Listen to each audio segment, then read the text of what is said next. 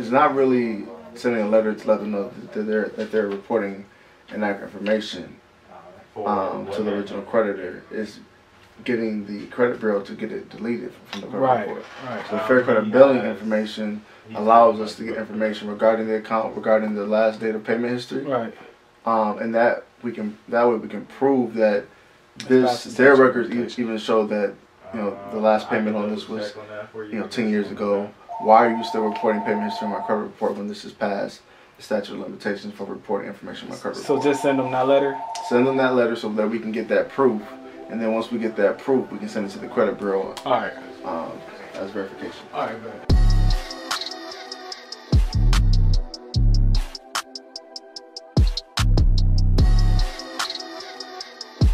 Hey, brother. I said, do you want some chocolate? You're welcome. All right. Yeah. I didn't know we were getting bullied. Some chocolate.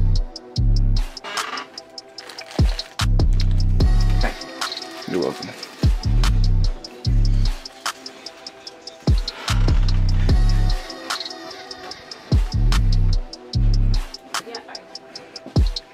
Some chocolate. Oh, hell yeah. Just get one. One? Yeah. Man, what? Am I in kindergarten? Okay. Come on, man. Let me look at some more. Hold up, bro. Thank you. One, please. Okay, thank you. You too, bye-bye. 3, 2, Wait, 1. I'm trying to look your stuff down. My arm getting tired. Dang. Oh, hold on. Oh, all right. I was about to say. Ain't no good. Let me, Jason, come here. What? Nah, dog, I don't like what you did with that thing. What you talking about, dog? If we can get those charge-offs reported zero balances like they're supposed to, your credit utilization will go up, which means your credit scores will go up, because it's showing you actually do have 3 credit cards that you don't use. You have 2 with Capital One and then 1 with Credit One Bank with 0 balances. Yeah, but she doesn't the work charge-off there too often. from Exceed Financial, that's reporting the full. They saying your limit was 10 grand, but they're reporting 9,200 of that, which is which averages out to about 65% of your credit utilization. Anything under 30 is good. So if we can get that balance to 0 the way that it's supposed to be, and reporting accurately, your utilization will go up.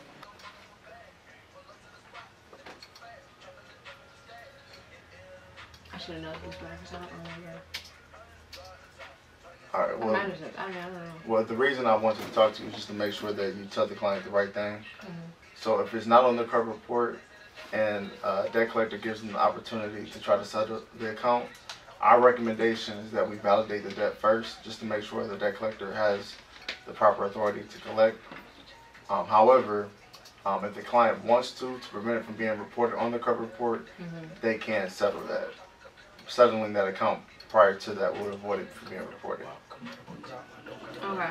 Yeah, because I mean, if Einstein is who have Verizon, then that is what I told her. Because I just did say we would send out a debt validation for Verizon. I just want to make sure that in the future we don't tell people to allow it to hit their credit report. Yeah. Okay. Okay. Audrey, how you doing? So I met with our friend. Oh, really? Yes. Doesn't it go? It went very well. She's definitely very interested in working together.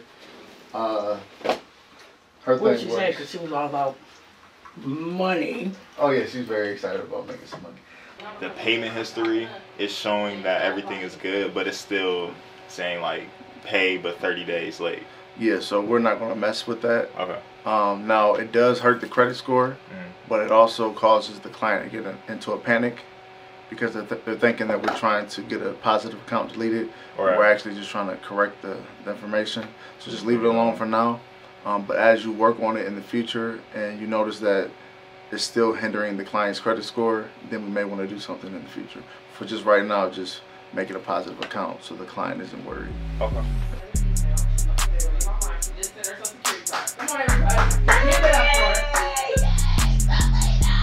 That's a shame. It's your birthday. It's your birthday. It literally took her 4 months to send us that information. Kimberly from New York, New York. I don't know if it's New York, but I always wanted to say that. Anyway, she asked a question. If I paid my credit cards, but one of them, if I paid off all my credit cards, but one, I only paid off. Okay, I'm gonna read this to myself. My credit cards. So, her question is, she paid off her credit cards, and she's wondering why her credit score hasn't changed. Well, the information that's reported is actually reported 30 to 45 days in arrears. So you have to allow that information to catch up on your credit report, which is why you have yet to see that change. So it usually takes about 30 to 45 days for that information to reflect on your credit report. And you know, it really depends on, you know, your statement date as well with your credit cards. And if you have yet to do so, that information is here in this book, okay? I paid off all my credit cards but one. So, Kimberly, when did you pay off your credit cards?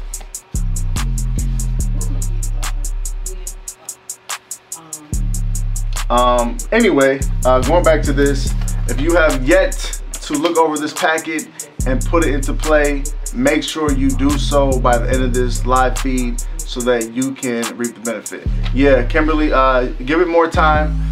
Look at the statement date of your credit cards. That's usually when they actually report the new balances. So that, you know, should be coming any day now. Or if you paid it off after the statement date, you basically have to wait until the next statement date for it to report on your credit report. But you know, just continue to be patient, and that information will report soon.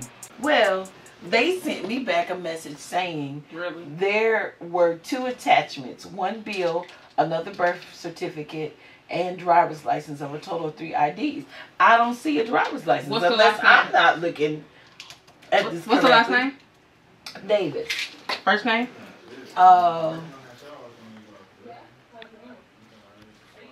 J. Davis. Is it J? So for all of our new clients who are with us, and you're, you know, trying to get the best benefit out of the program, the last thing you want to do is shoot yourself in the foot when it comes to getting results in our program. What we're going to do is work on the derogatory information that's on your credit report. However, what I've noticed is a lot of people, when they join our program, they forget that there's also something that they must do to maintain the progress.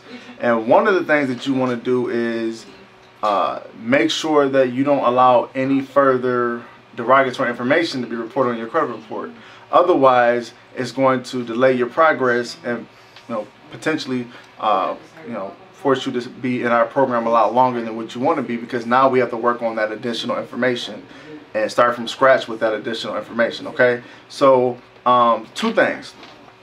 If you have an opportunity to pay a debt before it's reported on your credit report, meaning that a debt collector has reached out to you, they sent you a statement. Basically, do I have any statements? Okay, they sent you a statement letting you know that, hey, this account is in our office. You have 30 days to you know, try to request verification on this account. Otherwise, we're going to report on your credit report. If you receive that information, what we want you to do is forward it to us so that we can request validation on your behalf. And what that's going to do is it's going to buy you more time because they have to prove it. And if they can't prove it, for one, they can't report on your credit report. And then 2, if they can't prove it, they must cease all collection efforts in the meantime, okay? And what a lot of people do is they ignore those statements, those correspondence letters, and they ignore them, and they allow that to report on the credit report. And if you do that, that's going to hurt your credit score because it has a huge impact on your payment history, okay? And remember, that's 35% of your credit score, and looking at, you know, the minimum credit score that you can have, which is a 300, and the highest credit score that you can have, which is an 850, there's 550 points that you can actually influence. And by credit utilization being 35% of your credit score, 35% of 550 points, that's 192.5 points that is available to you with payment history alone. So by adding a new derogatory account to your credit report, it's going to have a huge negative impact on your credit score, which is why a lot of people see 25 to 50 to 75 point decreases because of new derogatory information being added to the credit report. Okay. So make sure you send that information to us so that we can request validation on your part. And then if they are able to validate that debt, you still have the opportunity to pay it before it's reported. Okay. So if you have the opportunity and you know it's a valid debt and you're able to pay the account, pay it, and it won't report on your credit report, and then you just prevented that problem from hurting your credit score. Okay. So I just want to drop that seed really quick. And if any of you are on the fence about paying accounts, be strategic. Okay. If it seems iffy, forward it to us so that we can request validation. However, if you know that it's your debt and you're able to take care of it, do so before it's reported on your credit report so that it doesn't hurt your credit score and cause you to be in our program a little longer than what you expected. Okay. I see this happen a lot. Over the past few weeks, I've been working on some accounts, and I noticed a lot of new derogatory information being added to people's accounts. And it's hurting the progress within our program. So be careful about that. Also, accounts that are on your credit report that are collection accounts, because they already have done the damage, you want to use the money that they're requesting as leverage. Okay. So instead of you just paying that account and hoping that it's removed, 9 times out of 10, paying that collection account that's on your credit report is just going to result into a paid collection. Okay. And paid collections are just as bad as unpaid collections, which will result in a stagnant score, which will ultimately do you no good, just wasted money. So instead, what we want to do is, of course, validate those debts that are on your credit report. But if they're able to validate them, we want to use that money that they're requesting as leverage and request a payment for deletion. Now, when you look on the internet and Google, you're going to find a lot of people saying that payment for deletions don't exist, they're not real. But our experience and results have shown otherwise. They are interested in payment for deletions because they're interested in getting the money for those accounts. However, what they'll say is after you pay the account, they will stop reporting information. Okay. So the thing is, instead of you trying to negotiate that over the phone, we need to have a paper trail so that we're able to use that information as proof. Okay. And if you're trying to negotiate over the phone, you're doing yourself a disservice, because at the end of the day, these are debt collectors and they're probably janky. Okay. So protect yourself. Allow us to help you. If you have accounts on your credit report that we have already validated or need to validate, reach out to your credit champions. Send an email to support@witnessriches.com and let us know that you're able to begin the payment for deletion phase if needed. 75% of the time, clients don't even need to do that because these debt collectors are janky and they're not able to prove and validate these debts in the first place, and we're able to get them removed off their credit reports. However, there are times where we need to begin to try to settle the accounts, and a payment for deletion is the best route to go.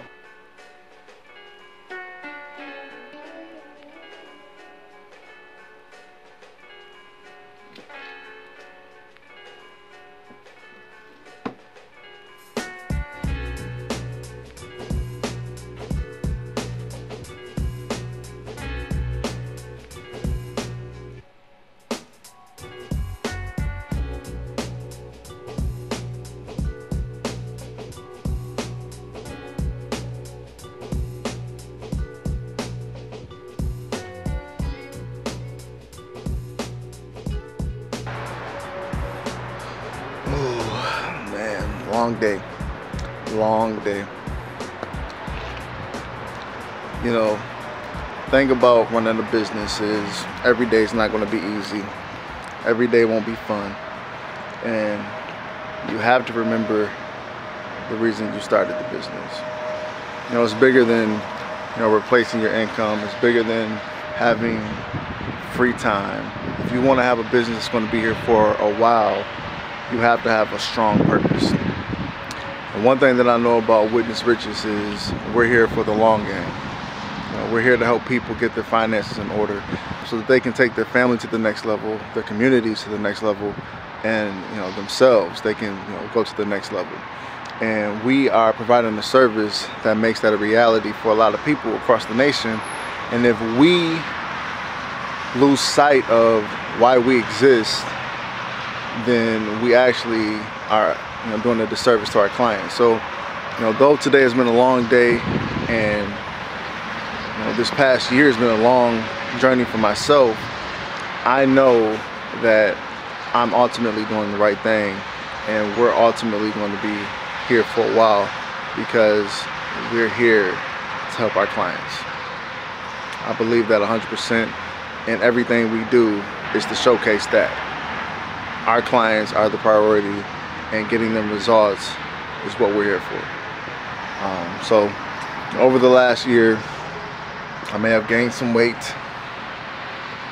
You know, I may have lost some partnerships, some employees, but one thing that, you know, I have gained from all of this is a true understanding of why we exist, and anything or anyone that gets in the way of our ultimate mission, you know, they're not a part of the ultimate vision. So got to get rid of them. But I'm excited. Great things are on the horizon. We're moving to a location, a new location, a bigger location. More members will be added to the team, and, you know, more clients as well. So great things are on the horizon.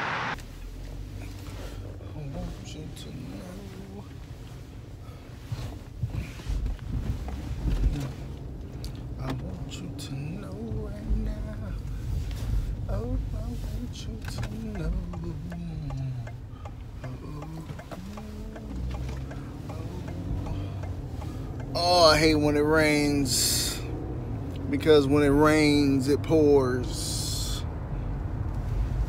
But if you yearn for more and don't look at the score and ball out,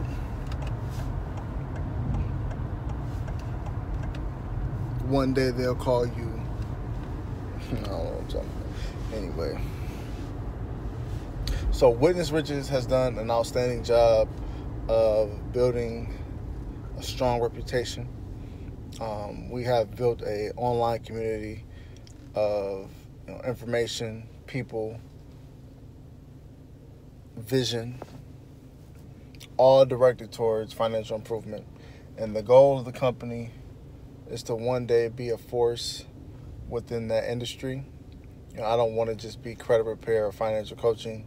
I want to be everything known financial improvement. And I met with a few members of the local community here in Toledo, and the young lady, she knew of our business, and, you know, she was a big fan of what we were doing, and of course they want to partner with us. But the guy, he never heard of us, and he was curious as to why he never heard of us. And everything I do is strategic. One of the things that I was not focused on locally was depending on other people and companies for my company's growth. And I believe that that is one of our strengths, due to the fact that we don't have to depend on, you know, any other person but ourselves, any other, you know, company but ourselves. Is a strength, because at that point, you know, I don't have to bow down to anyone's commands. We can run this organization, you know, to fulfill our vision purposefully.